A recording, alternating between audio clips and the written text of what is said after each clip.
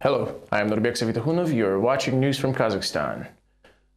More shootings in Alakol district of Almaty region. This time the armed showdown was the work of law enforcement officials. Residents of Koktuma village say officers came to rest in an official vehicle, wearing civilian clothes, but with service weapons. Only by sheer luck no one was killed. However, several police officers ended up in hospital beds. Allegedly they were stoned by the locals. Our crew was able to catch up with those involved in the brawl.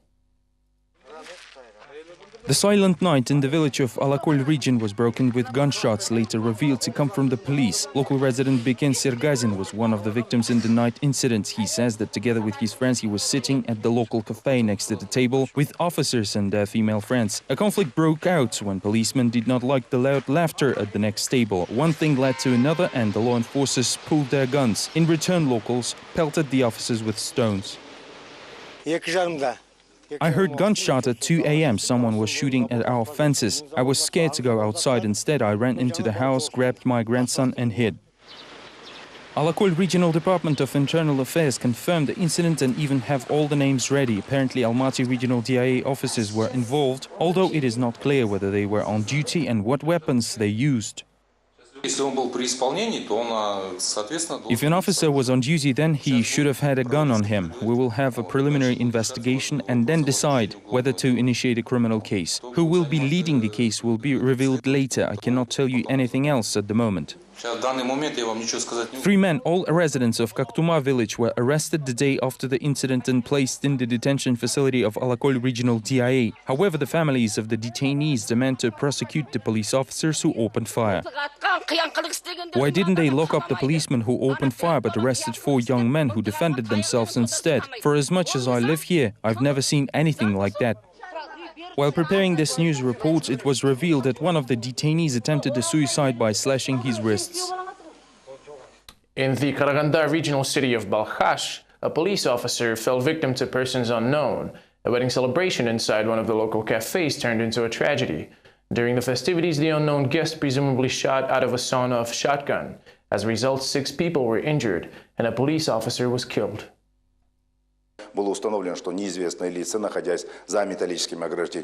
was determined that some unidentified men standing behind the fence fired several rounds at the guests on a patio. As a result, several people were wounded, including 3 Karaganda University students, 3 unemployed men, and 1 person who died on the way to city hospital. The victim worked as an assistant of a Balkhash Police Department district inspector. The criminal case was initiated on murder charges, and the investigation is currently under direct supervision of the regional DIA head.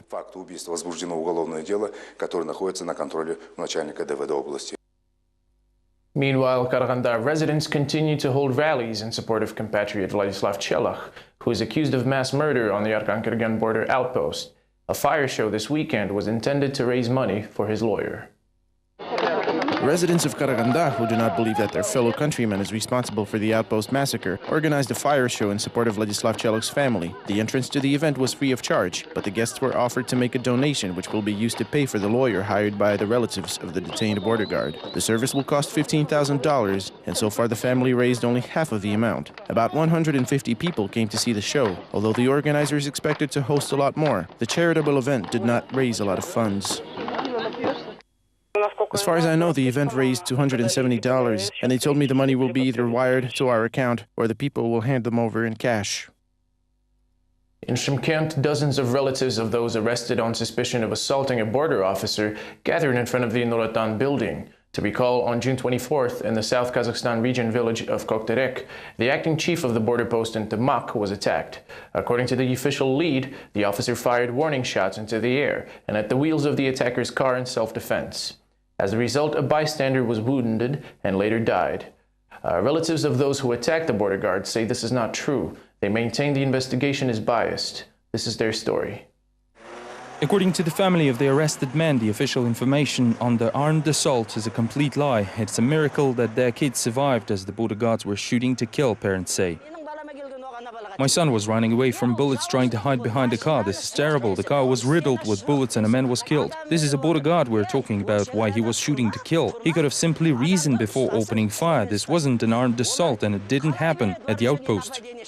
Families say that most of the local residents are unemployed and therefore have to engage in illegal goods traffic from Uzbekistan, while border guards help them with that.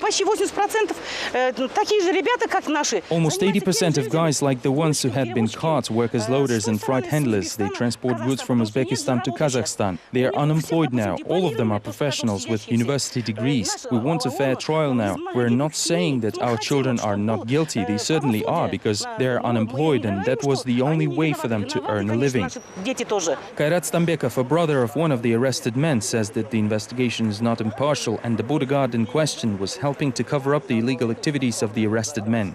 There is a link between my relatives and the border guard. He used to cooperate with them and they maintained contact. In simple terms, the border guard was protecting the smugglers. Now they want to give the guys 5 to 10 years in prison, but this is not right. The guard wasn't wearing his uniform, therefore Article 321 cannot be applied here. Instead, it's Article 257, the disorderly conduct.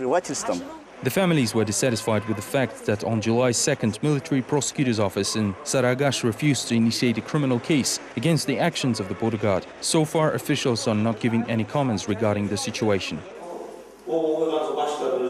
There is no one in the investigation office, no one who is in charge. They're all in Saragash. Relatives of the arrested men demand a fair trial and already have drafted appeals to the President, General Prosecutor's Office and Senate of the country. The trial of a Kazakh citizen detained this March was launched in Uzbekistan. The first hearing was held in the Kibray district court in Tashkent. Yermek Osmagambetov is charged with smuggling videos promoting religious extremism. The trials are held in Uzbek language. Yermek Osmagambetov is provided with an interpreter and an appropriate status. I want to emphasize that the first hearing with the next participation of the Kazakhstan diplomatic consular was only introductory, and the next session with relatives, family and witnesses will be held on July 11th.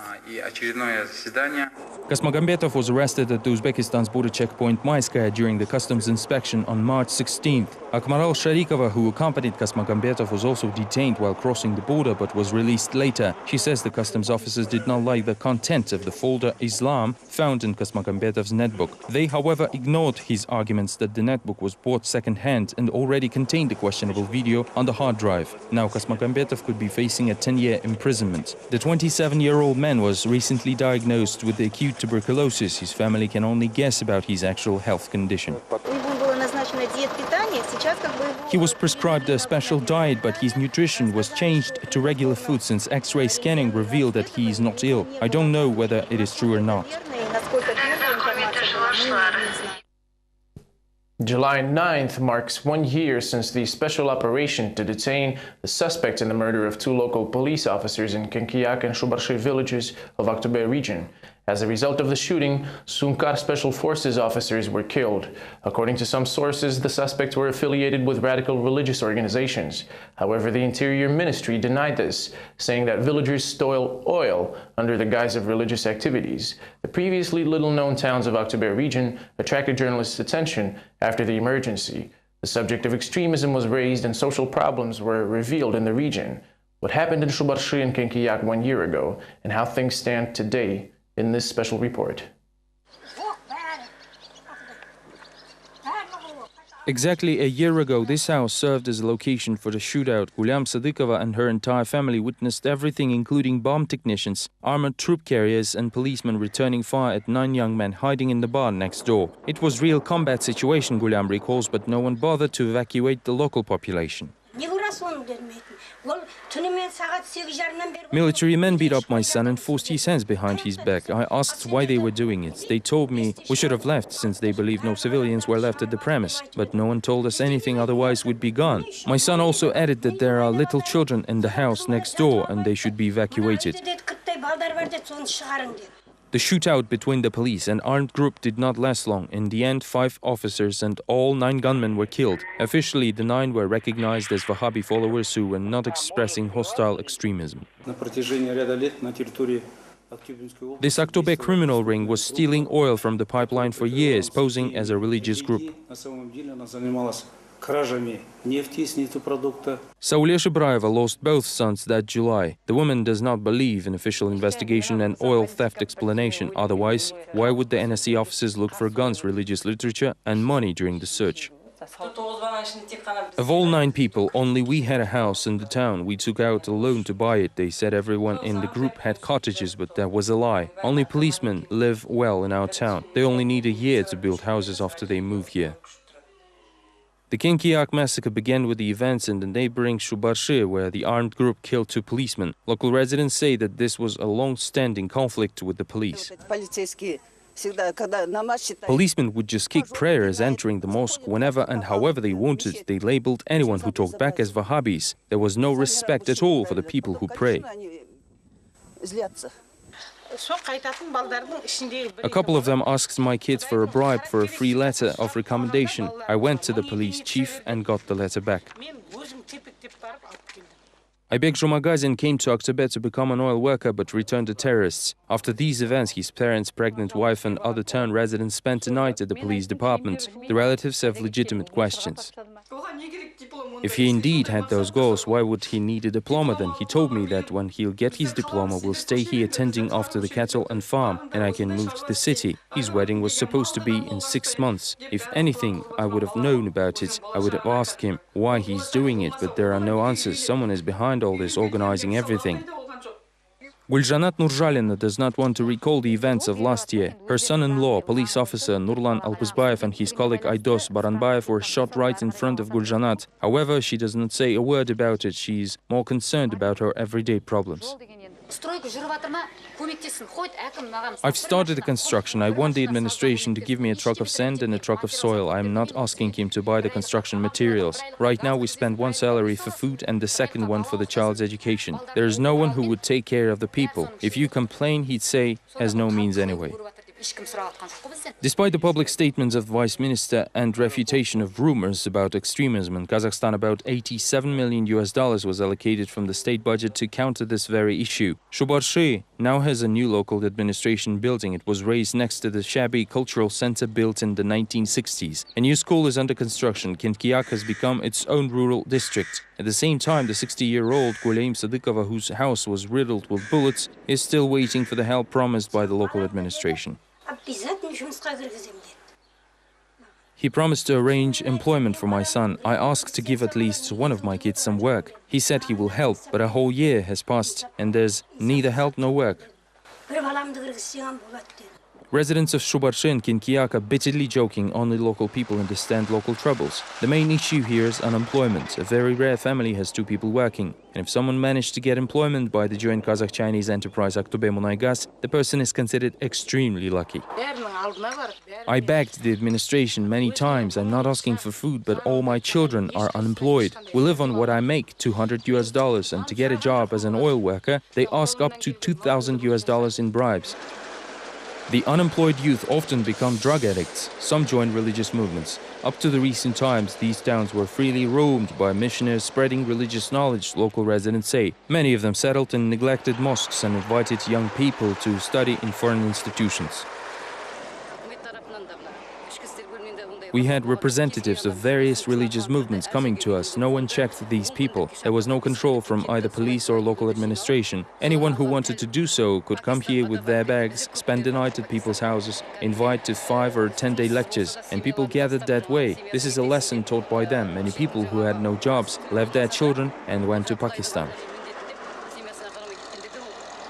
A year ago, the spiritual department of Kazakhstan's Muslims sent an imam to an abandoned mosque in Shubarshi. The imam had an official salary and even a service car, but left a year later. Supposedly, he went to study at the Almaty Nur Burak University, although the Aktobe regional imam admits that there was a split among the rural mosques. He believes that it was done by provocateurs who are just using the name of Islam. They can read the Friday prayer in 1,000 places or cite Quran by heart, but if they don't follow the word of our Prophet, then they are not of Islam, and our people need to know about it. The chief imam of the region explains the tense situation in the area by religious illiteracy. To resolve this issue, he believes it is necessary to introduce Arabic language in schools. The day a Muslim takes a gun and commits violence, he will be purged from Islam, adds the imam.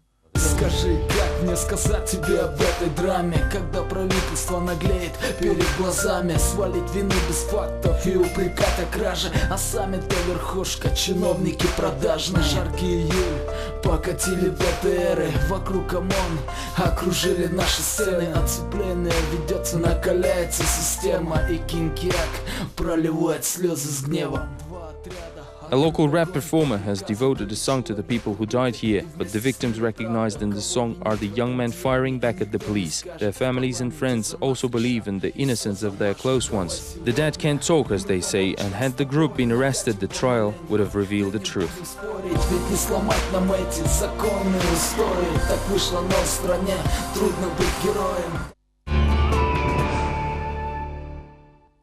Nursultan Nazarbayev expressed his condolences to Russian President Vladimir Putin in connection with the floods in the Kuban.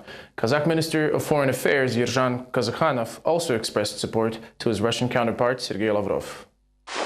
On July 9th, Russia held a day of mourning for the flood victims in the country's Krasnodar region. On the night of July 7th, more than 5,000 homes were flooded in Krymsk, Gelendzhik and Novorossiysk, killing over 170 people and affecting more than 24,000 others. Officially, extensive rains are cited as the sole reason behind the tragedy, as a month's average fell in just a few hours. However, many people believe water overflow from the local dam contributed to the high death toll. The flood area has been visited by Russian President Vladimir Putin. No citizens of Kazakhstan were hurt in the disaster.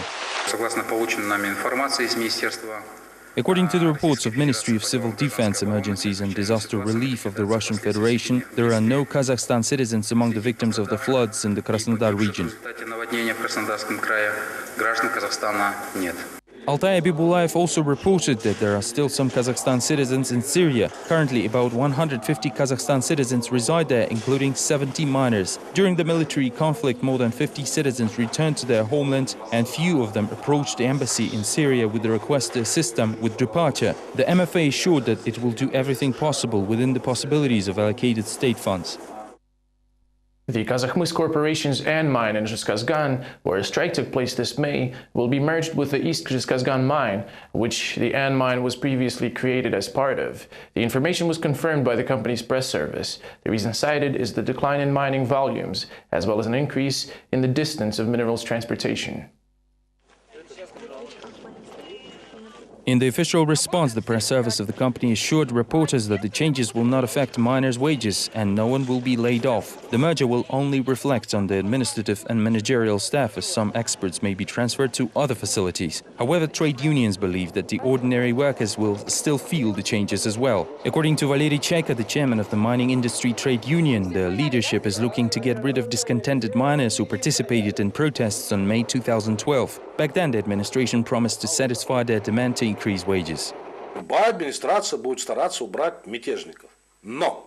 Any administration will try to get rid of rebels, but because they are in the mining union, we must protect them, especially now when there is a chaos within trade unions at Kazakhmys. There are the new Kasip Kazakhmys, the old mining one, plus interests of the new elites are also in play. There is just too much going on, and it certainly makes us worried.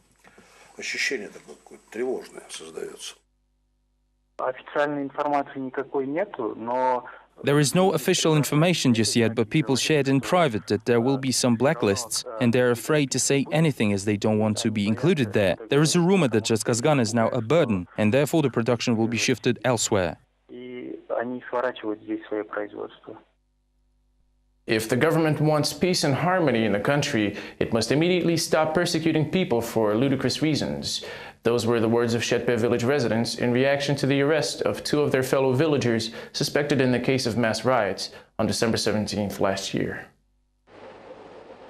The information about the arrest of two Shetpe station residents, the 42-year-old Balat Amanyazov and 32-year-old Balat Zailov, appeared in social networks last week. The men were charged with organizing riots. Later, the information was confirmed by the Mangistau Regional Department of Internal Affairs. According to locals, the arrested men were not involved in the riots and were not among the ringleaders. Moreover, villagers say that after the riots, they did not flee and remained in the settlement. The police, however, still placed them on the wanted list. According to Janibek Kozhik, the activist of the National Social Democratic Party Azat, in the Mangistau region, the mothers of large families wrote a message to the president following the arrests, concerned about the worsening of the situation after 7 months. Now Shethpe residents are collecting signatures under the message, but reporters have not managed to talk to any of its initiators, as people are still afraid of interacting with the media. According to villagers, one of the arrested, Bolat Amaniazov, used to be an athlete, and before his arrest, he worked as a coach in a sports school. The residents believe Bolat's previous criminal record could be the reason for his arrest. Bolat Zilov is said to have lost his parents at an early age and was unemployed before his arrest.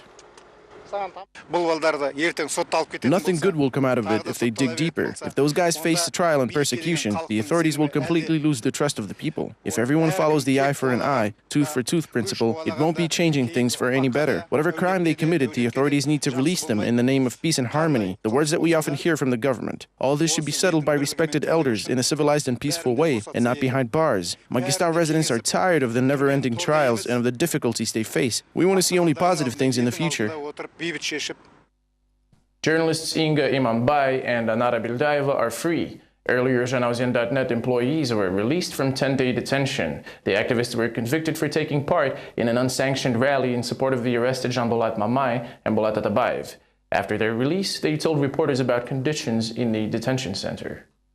4 дня мы кроме воды ничего не употребляли. We haven't had anything but water in 4 days, and the fourth one we were in poor condition as neither Anara nor myself are very strong. We had to call an ambulance for Anara. Our blood pressure was pretty low and I believe this scared them. Only then they allowed to pass us water and chocolate.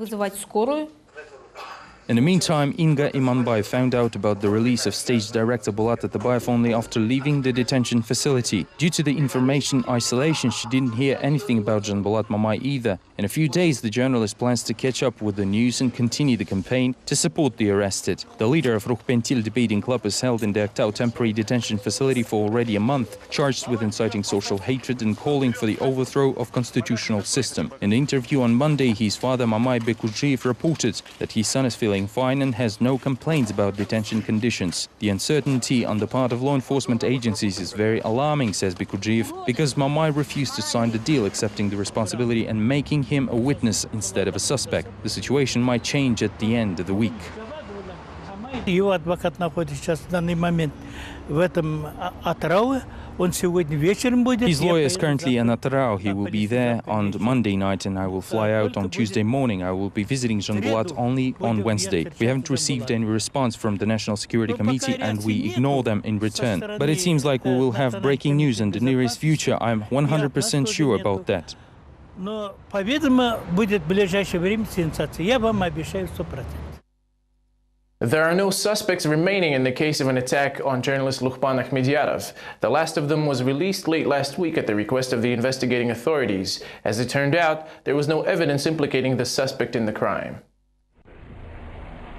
The reporter was seriously assaulted by persons unknown in mid-April, leaving Akhmedyarov with multiple stabbing and traumatic gun wounds. Luckily, the journalist survived and several suspects were detained. Later, 2 of them signed their own recognizance and 2 others arrested, although released shortly thereafter. The reporter claims things like this happen all the time, and the young adults were arrested only to report that the crime has been solved. Before Nursultan Nazarbayev's visit to Uralsk, Akhmedyarov does not believe that the detained suspects were even related to the assault and insists the police keep looking for real perpetrators.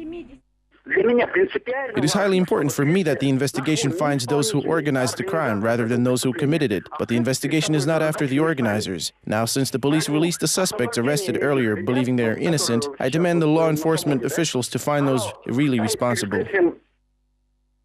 Young actors from Warsaw, Poland, organized an improvised street play in the center of the city, with main characters representing Kazakh President Nursultan Nazarbayev, head of the president's administration Aslan Musin, as well as journalists, opposition members, and oil workers.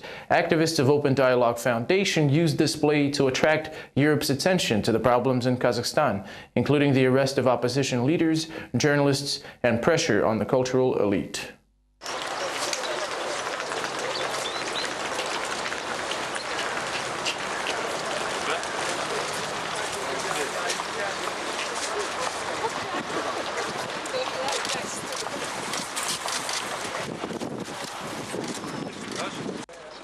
According to Lyudmila Kozlovskaya, the vice chairman of the Open Dialogue Foundation, many people in Europe do not know about the situation in Kazakhstan due to strong propaganda about the country. Warsaw residents were curious about the performance involving the naked emperor representing the nation's leader, and chained characters as Kazakhstan's reporters and opposition members. Chief editor of the newspaper Vzгляд, Igor Vinyavsky, who was himself arrested in January, also took part in the event. Activists say that the recent arrest of the stage director Bulat Atabayev was the last straw, as a joint Polish-Kazakh project of young actors was on the verge of failure. Obviously, Kazakhstan's OSCE chairmanship in 2010 did not change the human rights situation in the parliamentary and presidential elections. The latter scoring a 95% victory for Nazarbayev are considered undemocratic by independent standards.